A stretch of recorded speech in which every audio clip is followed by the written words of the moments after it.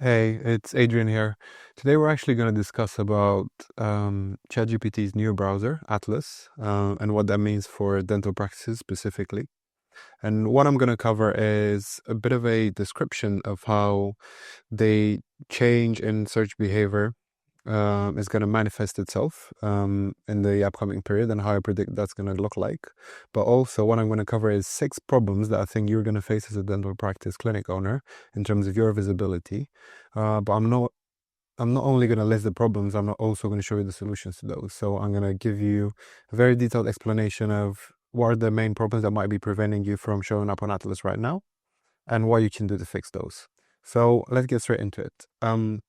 If we look at Atlas and the way it changes the search behaviors, so I just done a basic search dentist in Miami, and we can see straight away that Atlas presents only one result, which is a complete shift in behavior from what something like Google Maps does. So if we look on Google Maps, you'd still hope that just by being on Google Maps and ranking in the top 3, you get a share of the traffic. Whereas on Atlas, it's only one result that gets all of the traffic. So you might be wondering, why is that? How come ChatGPT is only presenting one result and it's not showing a list that I can pick from? And I've actually drawn up something to explain that. So let's just assume that this is all of the traffic online that perform searches for, or that's looking for a dentist near them. Okay, so all of these people kind of search for dentist near me. And now we're going to look specifically into what Google does when it presents those results. Okay, so just looking down here, if we go on Google, as we saw, this way the top 3.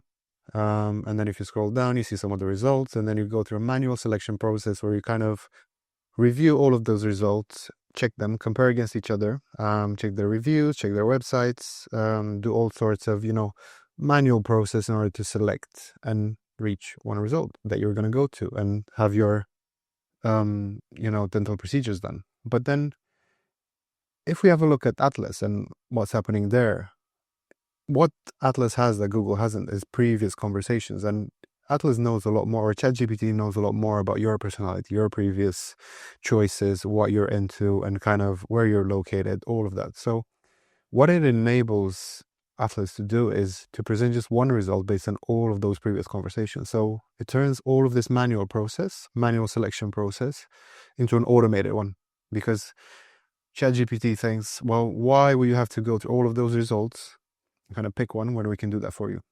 Okay. So now that we understand that, we can kind of go further and kind of dive into what that means for our dental practice specifically. So let's just have a quick look now at this image here.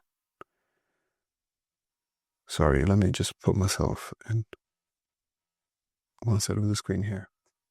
So this is how our brain works at the moment. Whenever we think I need a dentist, we kind of have all of these neurons and all of our existing wirings that fire in a lot of different directions. So you might have, I might call a friend, or I remember that street signage that I saw, or maybe I saw this clinic on Instagram, Facebook, or I'm going to search on Instagram or Facebook, or maybe TikTok. I've heard a referral.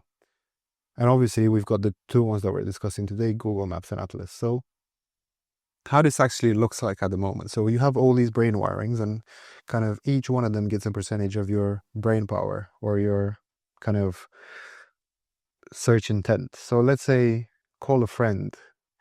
I don't know, maybe 5% of the times I might do that. Street signage, maybe 2% of the times I might pick a dental clinic based on that.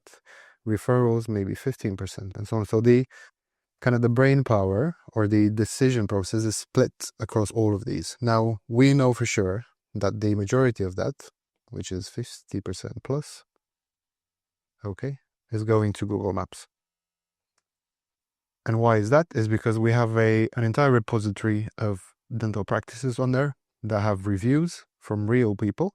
And it has been proven that people trust those reviews as much as they trust a referral from a friend, or even more than that, because they come from people from different backgrounds. So it kind of validates that dental practice. So with Atlas, what we're seeing here, and you can see the interrupted line here.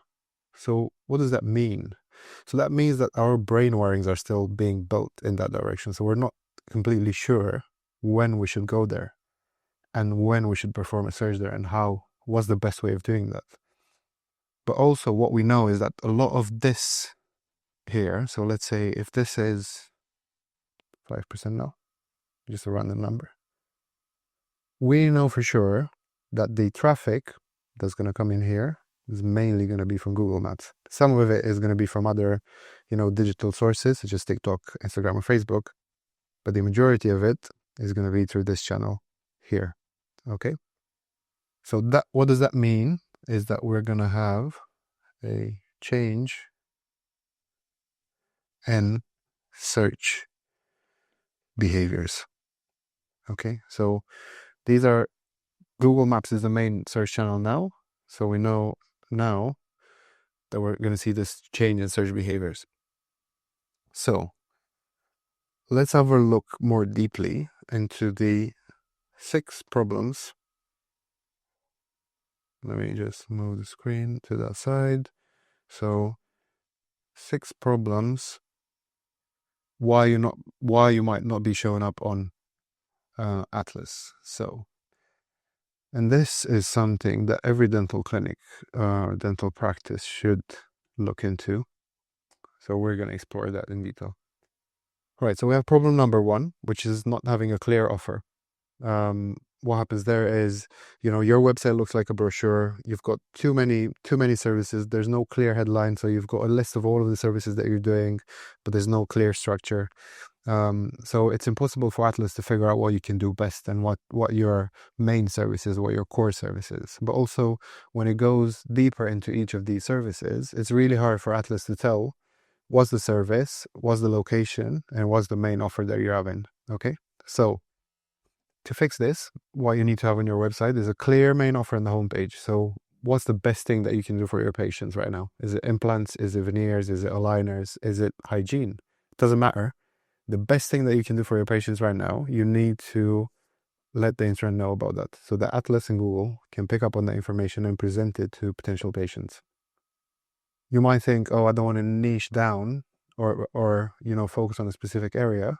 But trust me, you want to do that because it's better to be found for one service that's really niche and then build on that patient base and offer them more services than not being found at all. So that's the main thing. And then what you want to have as well is 1 page per service. So if you're offering implants, veneers, whitening, emergency, everything should have its own service page per location. So if you have multiple locations, you're going to have 1 service page per service per location and the offer as well.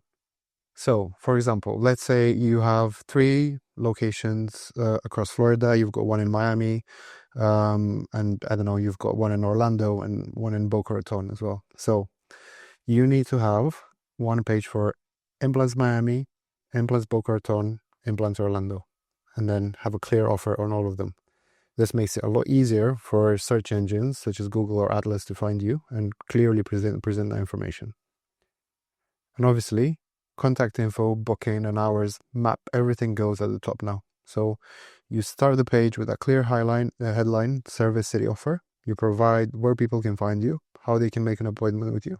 And then you start providing information about the service. Okay. Second problem is having a messy Google profile. So if you have a business profile that's inconsistent or outdated, obviously Atlas won't trust your data. So why would it rely on something that's a year old or that's not been updated in ages? So what you need to do to fix this, you need to review your name, address, and phone. Those are the 3 kind of core components of your Google Maps profile.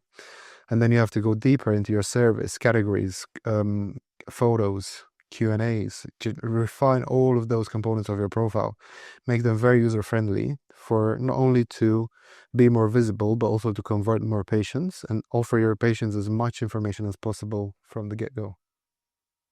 Now, remove duplicates. That's quite rare that you might have a duplicate, but it's good to do that. So never have duplicate profiles or kind of keyword stuffing. Just have stuff, randomly added to your name, or don't add keywords for the sake of it. Add keywords where it makes sense. Next thing we're going to do is post updates weekly to stay active. So we want to keep that profile active. And this will, this will tell Google and Atlas that we are an active business. We like to keep our customers informed, but also it will improve your conversion rates as well, which is amazing. Okay.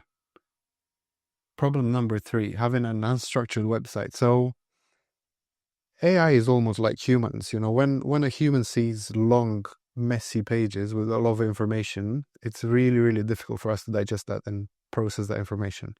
So because AI is learning from the way we behave as humans, it kind of processes the information in a similar way, if that makes sense. So to be able to communicate with AI, we need to give it a bit of structure. So the way we do that is by adding a schema markup on our website. So that's something in the back end of the website that clearly defines the structure of our business. And we're also going to use bullets, short paragraphs, and clear headings to present all of the information on the website. All of those service pages that we talked about previously, we're going to link them to a single services hub where we're going to have a split by service, and also we're going to have a split by location as well. Problem number 4 is with our marketing, and when marketing your dental practice, you need to ensure that you are answering the real questions that your patients are asking. So what does that mean? A lot of the times you have a marketing company come in, or a design company that kind of builds the website and adds a lot of information about vague information, such as we care about your smile, or I don't know, let us take care of your smile, or let's kind of all sorts of kind of vague marketing talk that doesn't make any sense. Okay, it might sound cool, it might sound nice, it might look nice on a page, but when you think from a patient's perspective, they don't understand anything from that. It's not an offer. Okay, they don't understand the price, they don't understand if you're good at it. We just say we care about your smile. What does that mean?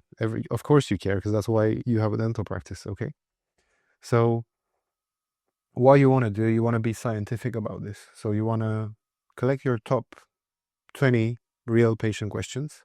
So kind of have a look through your patients, see what your favorite patients are, listen to the calls you had with them, record the calls, record the chats, kind of understand a bit more about your interactions with them, and record all of the questions they've asked you.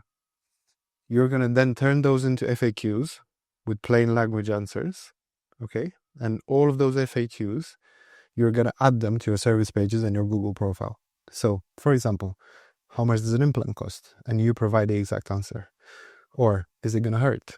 You provide the exact answer of how you handle that within your clinic, okay? Or within your clinical treatment. So we have to encompass all of the main pain points of our patients and all of the main objections that you're facing when talking to them, and try and clear as much of those as possible within your communications. Rather than having shiny marketing talk, try and focus on the real problems that your patients are having. Try and solve them as part of your marketing process. Then you're going to see a lot more are going to pick you because of that. Okay. Problem number 5. So no proof. And what we mean by that is Atlas will always favor, or Atlas and Google will always favor businesses with trust signals and not empty claims. So trust signals, what we mean by trust signals is Google reviews mentioning your service and your city. So if somebody had a dental implant at your Miami clinic, you need that mentioned in the review. So you need an automated system for generating as many reviews as possible to be able to present that information on your Google profile. You need before and after photos, patient stories, and wherever you can, grab your star ratings and review counts and display those clearly on your site. Obviously, you want to do this when you're in a position to be able to brag about your ratings and review counts. But as soon as you have that, you have to present that everywhere. Website, Facebook, Instagram, TikTok, anywhere. Repost your reviews. Show everybody how great your service is, because people trust that a lot more when they see it being said by other patients and not yourself. It carries a lot more social proof. Okay. Okay, and then problem number 6, we have inconsistent activity. So what does that mean? A lot of people start and do all of these things because they get excited. You might watch this video and think, okay, starting from tomorrow, I'm going to do this every single day. You do that for 5 days and then you stop. No, we want to be consistent here. So we want to have automated systems in place that kind of build our new identity of a dental practice that accomplishes these goals on a regular basis. So we don't want to implement something temporary that doesn't last long term and doesn't bring us results on the long term. We want something strategic that we can implement within our business to keep us on track with the objectives that we have. Okay, so you're going to post to your Google business weekly. You need to ask for reviews every single day, if not every single week, if you can't do it every single day, if you don't have an automated system. And then every month, you're going to have a review and add new FAQs to your list and add them to your website or to your Google business profile.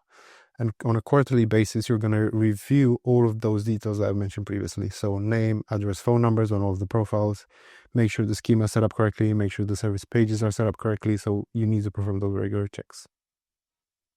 Okay, so these are the 6 problems. We are now moving into something that's called local SEO 2.0, or something that includes GEO as well. So that's generative AI engine optimization. Real proof, clear answers, and reputation velocity matter more than anything else in this period. So I think at this point you either adapt or you're gonna get left behind and still rely on referrals and word of mouth and other old marketing channels. So if you want to move into this digital world and position yourself at the top within these new search engines, you have to go through these and make sure you implement them in your practice. If there's any questions, let me know in the comments, and have a great day.